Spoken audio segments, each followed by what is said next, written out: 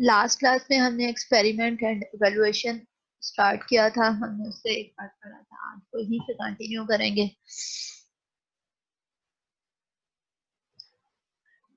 Slide में आपको एक डायग्राम दिखाई हुई है। इसमें क्या एक्चुअल में ये चीज क्या शो कर रही है। लास्ट में हमने देखा था कि एक्सपेरिमेंट इवैल्यूएशन करने के लिए हम HCI में ह्यूमन कंप्यूटर इंटरेक्शन में 3 वेज यूज कर सकते हैं। सर्वे करवा सकते हैं, लैब एक्सपेरिमेंट कर सकते हैं, या फील्ड स्टडी करवा सकते हैं। सबके अपने अपने मेरिट्स और डीमेरिट्स हैं। डिफरेंट सिचुएशन में डिफरेंट मेथड्स ज्यादा बेटर होते हैं। और हम जब लैब एक्सपेरिमेंट करते हैं तो उसमें बहुत सी चीजों को माइंड में रखना होता है। लैब एक्सपेरिमेंट कैसे एक अच्छा लैब एक्सपेरिमेंट बनाया जा सकता है, आज के लेक्चर में हमने ये चीज देखी है। तो यहाँ पे इस डायग्राम में क्या दिखाया हुआ है, एक फिश है, ये मैग्नेटिक कुछ मैग्नेट है। फिश ला ला ला गाना गाते हुए आ रही है और इसको मैग्नेट जो मैग्नेट है ये इसके साथ लगता है और फिर उसके बाद ये कोई अगली पिक्चर में ये दोबारा से भाग भाग जाती है। एक्चुअली में वो कहता है कि यहाँ पे फिश को let's see if the subject respond to magnetic stimuli. Find out कर रहे हैं क्या एक एक्सपेरिमेंट किया जा रहा है कि क्या मैग्नेटिक फील्ड जो होता है उसका फिश पे कोई इफेक्ट होता है या नहीं होता। देन उन्होंने देखा यहाँ पे ये स्लो डाउन हो जाती है और फिर ये वापस चली जाती है। देयर सीम्स उससे उन्होंने कंक्लूड कर लिया there seems to be significant decrease in heart rate, the fish must sense the magnetic field. Fish जो है वो मैग्नेटिक फील्ड का उस पर इफेक्ट होता है और उसकी जो हार्ट रेट है वो डिक्रीज हो जाता है, जिसकी वजह से वो यहाँ पे शो कर रहे हैं और फिर ये वापस चली जाती है। अब ये एक एक्सपेरिमेंट था, एक्सपेरिमेंट से उन्होंने कंक्लूड कर लिया ये। अब क्या एक्चुअल में ये इसी रीजन की वजह से हुआ था या फिर हो सकता है कि ये इसको चोट लगने से इसके साथ ये टकराया हो और इसको चोट लगी हो जिसकी वजह से ये स्लो डाउन हो गई हो, या कोई और रीजन, मल्टीपल और रीजन हो सकती है। तो इससे अगर हम अपनी मर्जी से कुछ कंक्लूड कर लेंगे तो वो रॉन्ग एक्सपेरिमेंट होगा, वो एक्चुअल रीजन वही नहीं होगी। हम आगे देखते हैं इसको। अब किसी भी एक्सपेरिमेंट में 3 तरह के वेरिएबल्स होते हैं, independent, dependent and control variables. Independent variables क्या होते हैं, the one thing you change limit to only one in an experiment. Independent का क्या मतलब है, पहले मैं सिंपल आपको बता देती हूँ फिर इसको रीड कर लेते हैं। इंडिपेंडेंट वेरिएबल क्या होगा, जिसको चेंज किया जा सकता है, जिसको हम चेंज करके उसका इफेक्ट देख रहे होते हैं, उसको इंडिपेंडेंट वेरिएबल कहते हैं। डिपेंडेंट वेरिएबल क्या है, जो चीज इंडिपेंडेंट वेरिएबल के चेंज होने की वजह से चेंज होती है। अब इंडिपेंडेंट वेरिएबल कोई भी चीज है जिसको हम चेंज कर रहे हैं एक्सपेरिमेंट में, और डिपेंडेंट वेरिएबल जो है वो इसके चेंज करने की वजह से चेंज हो रहा है।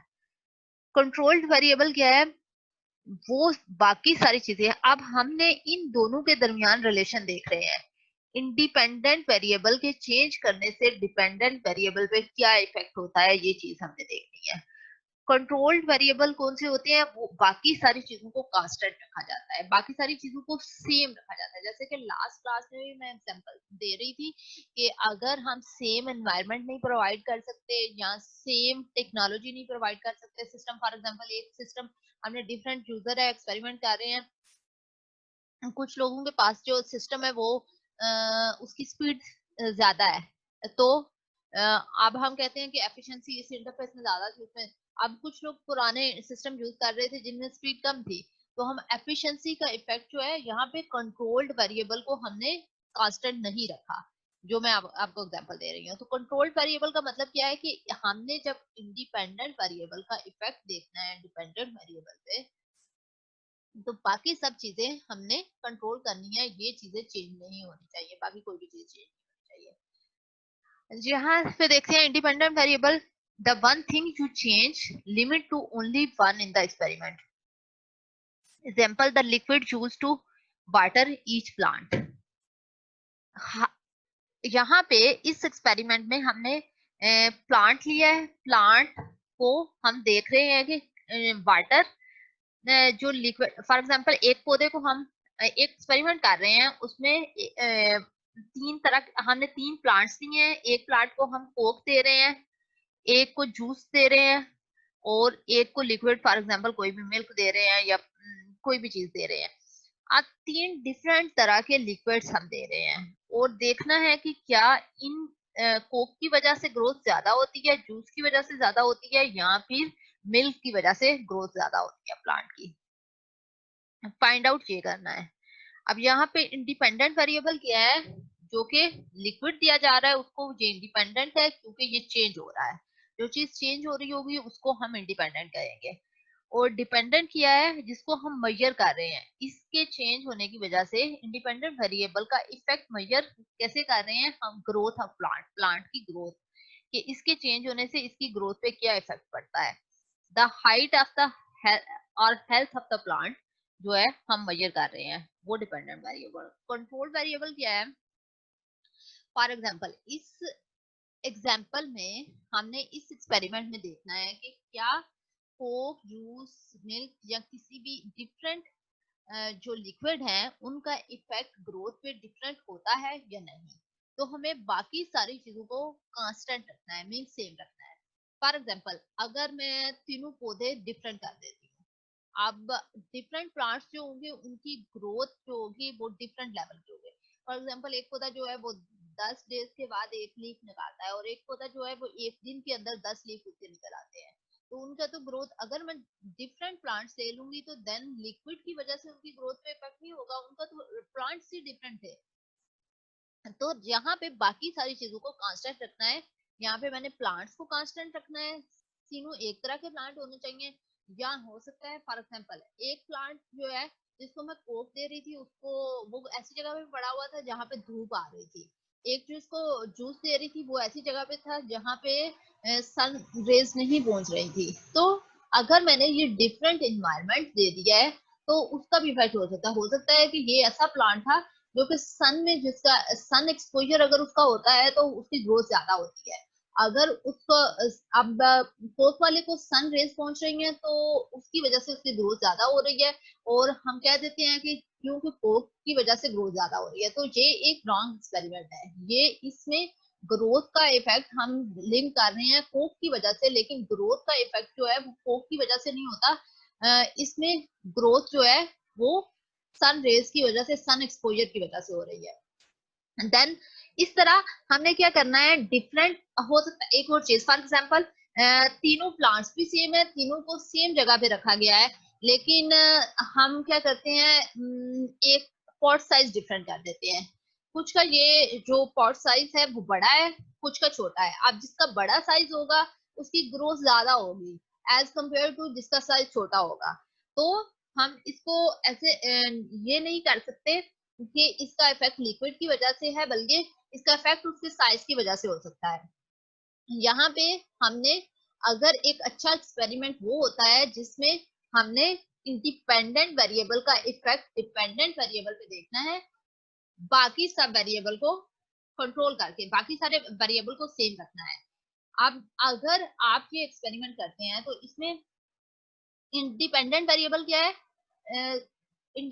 हमने जो लिक्विड दिया, डिपेंडेंट वेरिएबल जो है height of the plant. For example हम ये मेजर कर रहे हैं कि क्या किसी लिक्विड के चेंज करने से डिफरेंट इफेक्ट होता है ग्रोथ पे।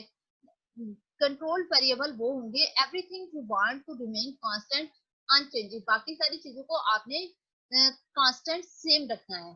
Controlled variable, type of the plant, जैसे मैंने आपको बताई कि अगर डिफरेंट प्लांट्स आप कर देंगे तो वो हो सकता है डिफरेंट प्लांट का इफेक्ट डिफरेंट होता हो।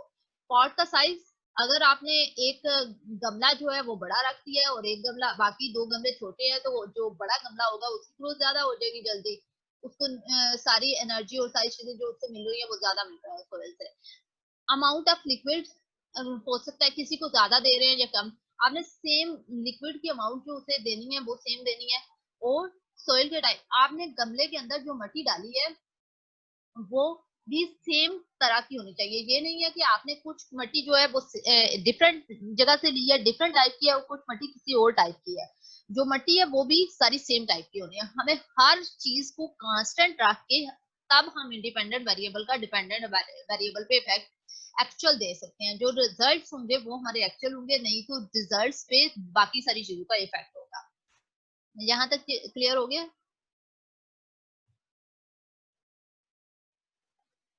Yes, ma'am. अब हम एक एग्जांपल देखते हैं। Mac and window have different menu bar. Menu bar क्या होता है? आपको मेन्यू, मैक पे मेन्यू बार जो होता है वो इधर टॉप मोस्ट यहाँ पे होता है। जो आपका फाइल सिस्टम, जो सर्च, इस टाइप की चीजें होंगी, ये टॉप मोस्ट पे होता है। और विंडो में क्या होता है? विंडो में सबसे ऊपर क्या होता है? टाइटल बार होता है, उसके बाद मेन्यू बार होता है। या अगर आप उसको छोटा कर देते हैं तो वो दरमियान में अगर विंडो आ जाती है तो वो मेन्यू बार और चेंज होके दरमियान, विंडो के दरमियान में आ जाता है। The question is performance same. Performance same. Mac menu is stuck to the top of the screen. Window has a title bar. Also, if the screen is not maximum, the menu can even be middle of the screen. हो सकता है। अच्छा, मैं इस दोनों की आपको diagram दिखा देती हूँ ताकि आपको क्लियर हो जाए। मैक मेन्यू बार, यहाँ पे देखिए मैक का मेन्यू कहाँ पे है? यहाँ पे स्क्रीन के ऊपर है, टॉप मोस्ट। अब यहाँ पे अगर आप विंडो चेंज भी कर देते हैं, विंडो का साइज चेंज करते हैं, तो ये यहीं पे रहता है, ये चेंज नहीं होता। अगर विंडोज में आप की ये विंडो जो ओपन है, अगर ये चेंज कर देते हैं, लाइक मैं इसको मिनिमाइज कर देती हूँ या इसको मैक्सिमाइज करती हूँ, इसको छोटा करती हूँ, तो वो मेन्यू बार भी डिफरेंट हो जाता है, डिसलोकेट हो जाता है, अपनी जगह से चला जाता है। यहाँ पे ये सेम इसी लोकेशन में रहता है। ये मैक का मेन्यू बार है, और ये देखें ये विंडो का मेन्यू बार है। सबसे ऊपर टाइटल बार है, इसके नीचे ये फाइल, एडिट, व्यू, फेवरेट, ये मेन्यू बार है। अब अगर हम एक्सपेरिमेंट करते हैं, क्या मैक का मेन्यू बार जो है वो फास्टर है या विंडोज का मेन्यू बार फास्टर है? फॉर एग्जांपल, आपने कोई भी एक, सबसे पहले जब भी हम रिसर्च करते हैं, जैसे आपने कोई भी इंटरफेस, कोई भी नई चीज प्रपोज किया, कुछ भी किया है, तो आपने उसके बाद उसे एवेलुएट करना होता है कि क्या, कौन सा बेटर है। आप एक हाइपोथेसिस बना लोगे। सिंपल, मैंने एक हाइपोथेसिस डिजाइन कर लिया है कि ये मेरी चीज बेटर है। फॉर एग्जांपल, मेरा हाइपोथेसिस, मैं कह देती हूँ विंडो जो है वो फास्टर है। अगर कह देती हूँ विंडो का जो मेन्यू बार है वो फास्टर है, ये एक हाइपोथेसिस है।